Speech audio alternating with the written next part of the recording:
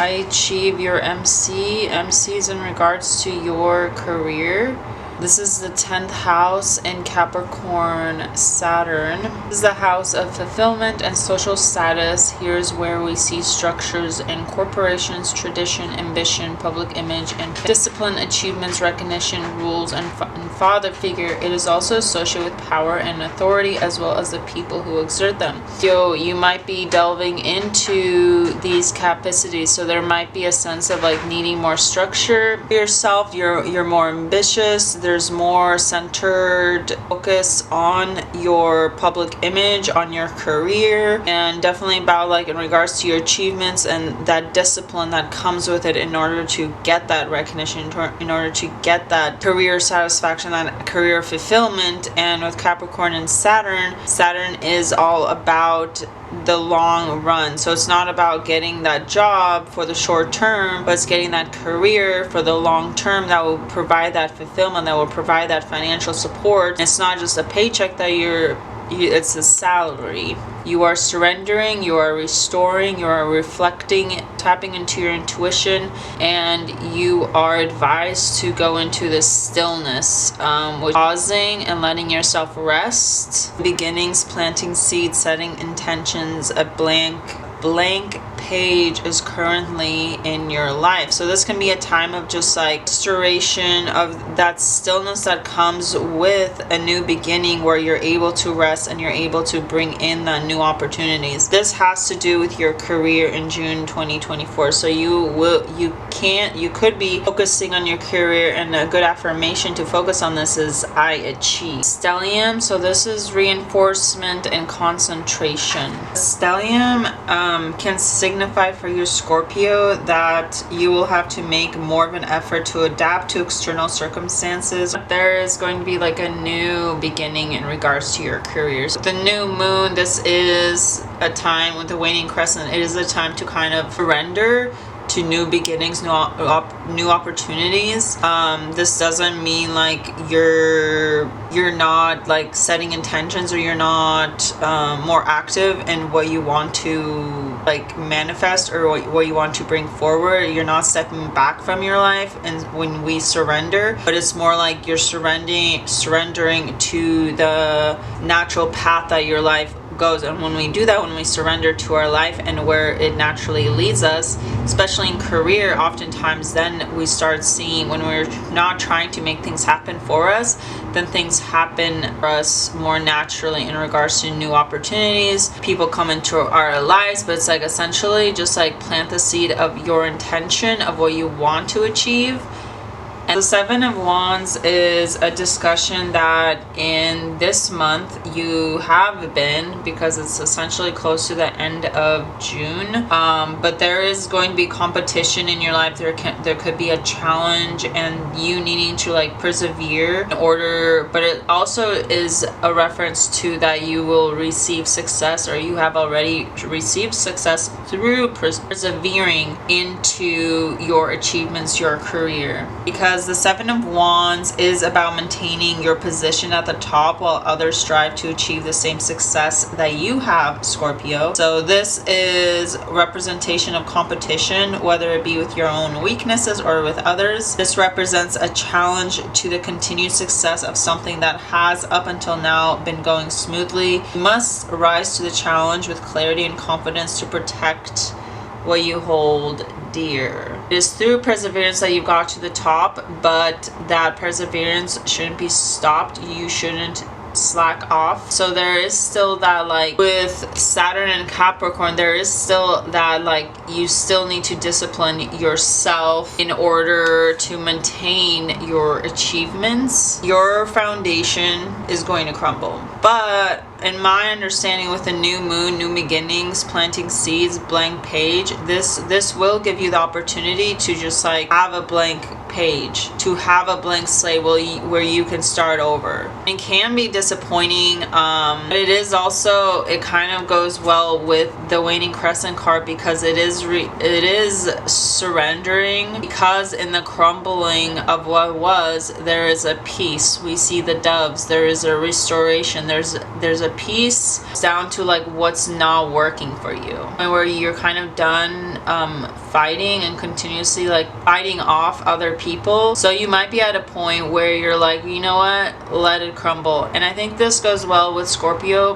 because oftentimes Scorpio Pluto, it's about things coming to light, and I feel like Scorpio is one of those signs where they're comfortable being in the darkness, and they're comfortable with like the darkness being illuminated and letting things crumble while you're standing at the top. And so there is this courage, this resilience, this conviction, and there's conflicting goals, and where you're constantly fighting other people and maintaining your position.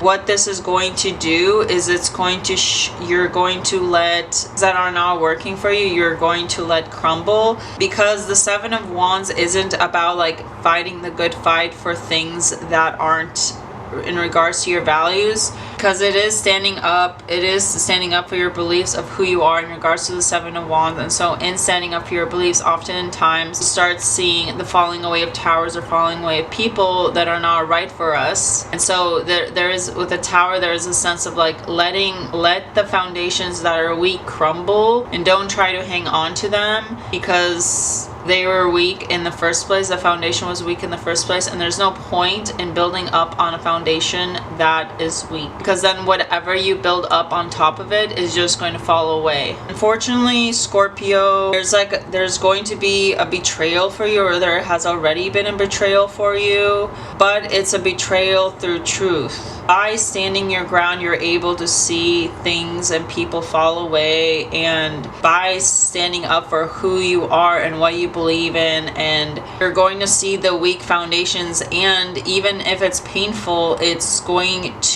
to be in the honest truth that you need to understand where the weak foundations are. And this is important in regards to the Saturn in Capricorn, because Saturn and Capricorn, Saturn especially, is about the structure of like society, and if things are not working, there's no point in continuously trying to make it work or trying to create a facade around a fake image that doesn't align to your core beliefs. So there's some reality check that you're going to get, where by following your beliefs, by acting on and standing up for yourself and creating boundaries, there's going to be a painful truth that creates transparency in your relationships and connections, where you're able to see of what things need to be let go of, because they're actually hurting you more than they're nourishing you. In a humorous way,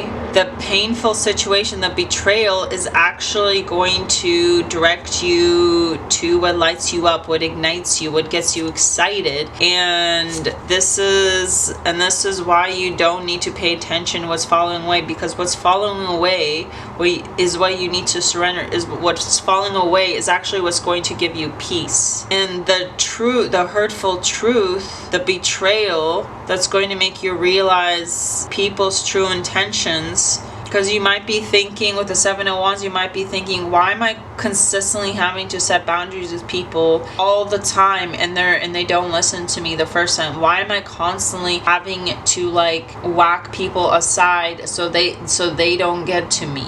The Seven of Wands is also like climbing the ladder, and with Capricorn and Saturn, it's like it is about this slow like climbing the ladder to achievement.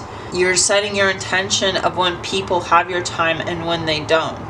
So the combination of the Seven of Wands with a Tower is of destruction and aggression, which may seem daunting, but Scorpio, Closer examination reveals a deeper, more nuanced interpretation. One way to think about this combination is as a call to action. The Tower's destruction can represent a sudden disruption in your life, perhaps something that feels overwhelming or out of control. Meanwhile, the Seven of Wands reminds you that you need to assert yourself and fight back against any threats to your well-being. This combination suggests that you need to take an active role in shaping your destiny even when you are facing daunting obstacles. You may need to break down old structures and beliefs in order to move forward and protect what's important to you. In contrast, the Tower with the Three of Swords is an intense emotional upheaval. This combination suggests a significant unexpected event has occurred in your life which has caused you to feel emotionally devastated. This is a major loss or a significant change that has forced you to reevaluate everything you thought you knew about yourself and your life. So with this pair,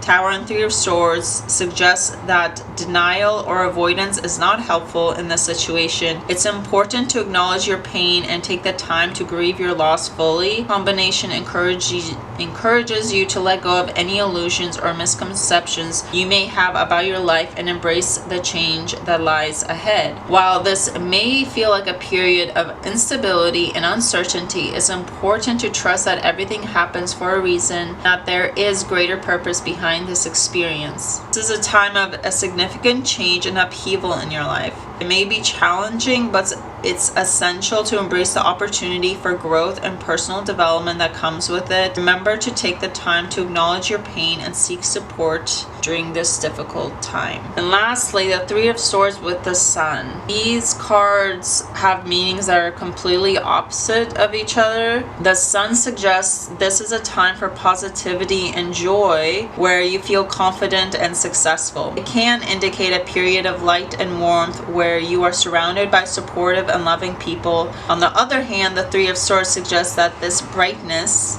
may be a temporary or fleeting. It can warn us of a hidden threat or lurking danger that may taint our happiness. It's important to know that even during this painful time, that it is going to be very temporary, so keep persevering the Seven of Wands, because at the end of this, you are going to be in the light. You are going to be in the warmth of the sun. This month you might feel like you're put out in the cold and you're more focused on the missed opportunities or the cups, the emotional cups that are spilt, and the actual cups behind you that you can focus on, which will fulfill you more. So this is a great reminder that things or people that fall away and that might hurt us or betray us actually is an opportunity to go more into what actually we are meant for, what actually ignites us, what actually fills our soul.